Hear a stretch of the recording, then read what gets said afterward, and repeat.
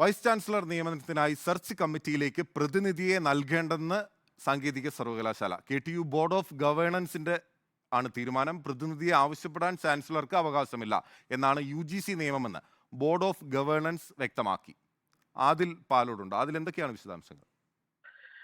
സാധാരണഗതിയിൽ എല്ലാ യൂണിവേഴ്സിറ്റികൾക്കും ഗവർണർ കത്ത് നൽകിയിരുന്നു. സെർച്ച് കമ്മിറ്റി, വൈസ് ചാൻസലറെ കണ്ടെത്തുന്നതിനായുള്ള സെർച്ച് കമ്മിറ്റിയിലേക്ക് ഓരോ സർവകലാശാലയുടെയും പ്രതിനിധിയെ നൽകണം എന്നതായിരുന്നു ആവശ്യം.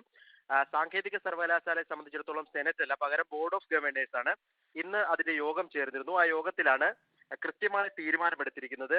തീരുമാനം ഇതാണ്: UGC നിയമം അനുസരിച്ച് സെനറ്റിൽ സെർച്ച് കമ്മിറ്റിയിലേക്ക് പ്രതിനിധിയെ നൽകണമെന്ന് ആവശ്യപ്പെടാൻ ചാൻസലറായ ഗവർണർക്ക് അധികാരമില്ല എന്നുള്ളതാണ്. അധികാരമോ അവകാശമോ ഇല്ല. അതുകൊണ്ട് തന്നെ നൽകണം, ഈ പ്രതിനിധിയെ നൽകണം എന്ന ആവശ്യം പരിഗണിക്കേണ്ടതില്ല എന്നതാണ് ഇന്ന് ചേർന്ന KTU, Kerala technical university board of ഗവേണേഴ്സിന്റെ തീരുമാനം. ആ തീരുമാനം ഗവർണറെ ഉടൻ അറിയിക്കുമെന്നും സിൻഡിക്കേറ്റ് പ്രതിനിധികൾ പിന്നീട് മാധ്യമങ്ങളെ കണ്ടപ്പോൾ പറഞ്ഞു. സെർച്ച് കമ്മിറ്റിയിലേക്ക് പ്രതിനിധി അയക്കേണ്ടതില്ല എന്നാണ് കേരള ടെക്നിക്കൽ യൂണിവേഴ്സിറ്റിയുടെ തീരുമാനം. ആദിൽ പാലോടാണ് തിരുവനന്തപുരത്ത് നിന്ന് വിവരങ്ങൾ നൽകിയത്.